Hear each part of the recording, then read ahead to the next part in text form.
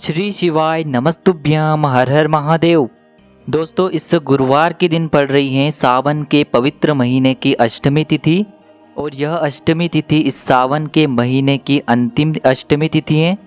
और पूज्य गुरुजी ने कहा है कि यदि आप एक बूंद घी से यह विशेष उपाय शिवलिंग में कर लेते हैं तो हम आपको यकीन दिलाते हैं कि आपका भाग्य चाहे कितना भी बुरा चल रहा हो, आपके जीवन में चाहे जितनी भी दरिद्रता बनी हुई है, आपका चाहे कोई भी कार्य बन नहीं पा रहा हो, आप बहुत अधिक मेहनत करते हैं, प्रयास करते हैं, लेकिन फिर भी आपको नौकरी प्राप्त नहीं हो पा रही हैं, आप अपने व्यापार में तरक्की प्राप्त नहीं कर पा रहे हैं, आप अपने जीवन में धन धान्य की प्राप्ति नहीं कर पा रहे हैं, या फिर आपके जीवन में लड़ाई झगड़े बहुत अधिक हो रहे हैं, तो पूज्य गुरुजी कहते हैं कि इस पवित्र महीने में पड़ने वाली यह अष्टमी तिथि हमारे जीवन से सारे दुर्भाग्यों को दूर करने वाली है।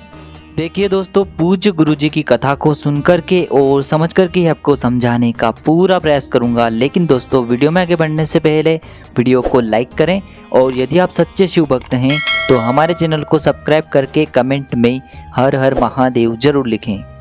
देखिए, यदि आप पूज्य गुरुजी की शिव महापुराण की कथा सुनते हैं तो पूज्य गुरुजी अष्टमी की तिथि को बहुत ही पवित्र मानते हैं और इस पवित्र महीने में यह अष्टमी की आखिरी तिथि पड़ रही है, तो आपको यह विशेष उपाय करने से बिल्कुल भी नहीं चूकना चाहिए। देखिए, इस वीडियो में हम पूज्य गुरुजी द्वारा बताए गए दो विशेष उपायों के बारे में बात करेंगे। यह दोनों ही उपाय आपके जीवन में चल रही प्रत्येक समस्या को खत्म करने के लिए होंगे, आपके व्यापार को और आपकी नौकरी को बढ़ाने के लिए होंगे तथा आपके जीवन में सुख समृद्धि और वैभव की प्राप्ति करवाएंगे। चलिए दोस्तों, जान लेते हैं पहले विशेष उपाय के बारे में। देखिए, इस उपाय को करने के लिए सबसे पहले तो आपको मात्र एक तांबे के पात्र के अंदर शुद्ध जल लेना है। इसी के साथ आपको एक कटोरी में 1 चम्मच शुद्ध घी भी लेना है। देखिए, गुरुजी ने कहा है कि घी यदि आपको गाय का मिल जाता है तो बहुत ही सर्वोत्तम होता है, लेकिन यदि आपको किसी कारणवश गाय का घी नहीं प्राप्त हो पाता है तो आप अन्य किसी भी शुद्ध घी का प्रयोग कर सकते हैं। देखिए, यह जो अष्टमी है सावन की अंतिम अष्टमी है और यह विशेषकर गुरुवार के दिन पड़ी है, तो आपको पीले रंग की वस्तुओं से यह उपाय अवश्य करना है। देखिए, पीले रंग की वस्तुएं हमारे बृहस्पति ग्रह को मजबूत बनाती हैं और यदि हमारा बृहस्पति ग्रह मजबूत अवस्था में रहता है तो हमें सभी कार्यों में सफलता प्राप्त होती है। साथ ही साथ हमारा जो भाग्य है वह हमारा साथ देने लगता है, यानी कि हमारा जो भाग्य है वह चमक उठता है। तो दोस्तों, सबसे पहले तो आपको इन दोनों सामग्रियों को भगवान शिव के मंदिर में लेकर के पहुंच जाना है।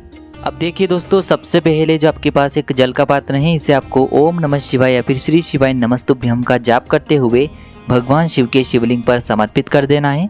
अब दोस्तों, आपको अपने सीधे हाथ की जो तर्जनी उंगली होती है, यानी कि अंगूठे के जो पास वाली उंगली होती है, उसमें आपको यह घी लेना है और इस घी से आपको माता शुक सुंदरी वाले स्थान पर लेपन कर देना है। देखिए, सामने आपको स्क्रीन पर दिखाया जा रहा है, इसी प्रकार से आपको इस घी का लेपन करना है। आपको प्रार्थना करनी है कि घर में सुख समृद्धि और ऐश्वर्य की प्राप्ति हो। ऐसे शुभ भाव को रखते हुए आपको यह जो घी है माता शुक सुंदरी वाले स्थान पर लगा देना है। देखिए, उस पात्र के अंदर आपको 1 से 2 बूंद घी बचा लेना है। अब इस घी को लेकर के आपको अपने घर पहुंचना है। सबसे पहले आपको तर्जनी उंगली में यह घी लेना है और इसे आपको अपने मुख्य द्वार पर एक बिंदी लगानी है। आप अपने घर के मुख्य द्वार पर स्वास्तिक का निर्माण भी कर सकते हैं इस घी से। इससे घर में कोई भी नकारात्मक ऊर्जा वास नहीं करेगी। दूसरी जगह आप अपने घर में जहाँ भी धन रखते हैं वहाँ पर इसकी आपको एक टिकी लगाना है और तीसरी जगह आपको अपने घर के रसोई घर में भी इस घी की एक बिंदी लगाना है। इससे आपके जीवन में धन धान्य के भंडार हमेशा भरे रहेंगे। अब दोस्तों, हम बात करते हैं दूसरे विशेष उपाय के बारे में।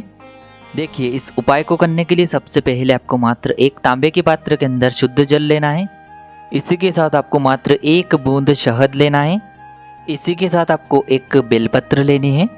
बेलपत्र कहीं से भी कटी फटी या फिर खंडित नहीं होनी चाहिए, इस बात का ध्यान रखें। अब दोस्तों, ये तीनों सामग्री लेकर के आपको पहुंच जाना है भगवान शिव के मंदिर में।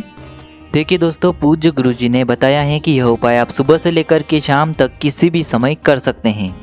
देखिए दोस्तों, सबसे पहले तो आपके पास जो एक बेलपत्र है और बेलपत्र की जो तीनों पत्तियां जिस डंडी से जुड़ी हुई होती हैं, उस डंडी पर आपको आपके पास जो 1 बूंद शहद है उसे आपको लगाना है। सामने आपको एक गोल घेरे के माध्यम से दिखाया जा रहा है, उसी स्थान पर आपको यह जो शहद है इसे लगाना है। देखिए, यह जो शहद है विशेषकर हमें अपनी चीटी उंगली के जो पास वाली उंगली होती है अनामिका उंगली, उसी से लगाना है। और उसके बाद आपको यह जो बेलपत्र हैं इसे आपको अपने सीधे हाथ में रखते हुए आपके जीवन में किसी भी प्रकार की समस्या चल रही हैं तो उसे दूर करने के लिए आपको बृहस्पतिश्वर महादेव से प्रार्थना कर लेनी है। और फिर जो यह बेलपत्र हैं इसे आपको भगवान शिव के शिवलिंग पर समर्पित कर देनी है। देखिए बेलपत्र की जो चिकनी साइड है वह शिवलिंग से स्पर्श होना चाहिए और इसकी डंडी आपको जलाधारी की ओर रखना है। इस प्रकार से आपको यह बेलपत्र समर्पित कर देना है और कम से कम आपको 5 बार बृहस्पतिश्वर महादेव का मन में स्मरण कर लेना है। अब दोस्तों आपके पास जो एक तांबे के पात्र के अंदर शुद्ध जल है इसे आपको 7 बार में उसी बेलपत्र के ऊपर समर्पित करना है। देखिए बेलपत्र की जो आगे वाली पत्ती होती हैं उसी पर आपको यह जल 7 बार में समर्पित करना है। देखिए सबसे पहले आपको थोड़ा सा जल समर्पित करना है, फिर बृहस्पतिश्वर महादेव का स्मरण करना है, फिर थोड़ा सा जल समर्पित करना है, फिर बृहस्पतिश्वर महादेव का स्मरण करना है। इस प्रकार से आपको 7 बार थोड़ा थोड़ा जल समर्पित करना है और 7 बार बृहस्पतिश्वर महादेव का स्मरण करना है। उसके बाद आपको शिवलिंग के सामने 2 मिनट तक बैठ करके आपकी जो भी समस्याएं हैं, जो भी बाधाएं हैं, उन्हें दूर करने के लिए आपको प्रार्थना कर लेनी है। बस इतना सा उपाय आपको करना है। पूज्य गुरु जी ने कहा है कि यदि सावन की इस अंतिम अष्टमी तिथि पर आप यह उपाय कर लेते हैं तो हम आपको यकीन दिलाते हैं कि आपके जीवन के जो सारे संकट और सारी बाधाएं हैं वह सभी दूर हो जाएगी। तो दोस्तों इस प्रकार से हमने आज की इस वीडियो में गुरुवार की अष्टमी पर किए जाने वाले 2 चमत्कारी उपाय बताए हैं। दोनों में से आपको जो भी उपाय उचित और सरल लगता है उसे आप कर सकते हैं। उपाय से जुड़ा यदि आपको किसी भी प्रकार का सवाल पूछना है तो आप हमें कमेंट में पूछ सकते हैं। उपाय को करते समय आप किसी भी प्रकार की गलती न करें। श्री शिवाय नमस्तुभ्यम। हर हर महादेव।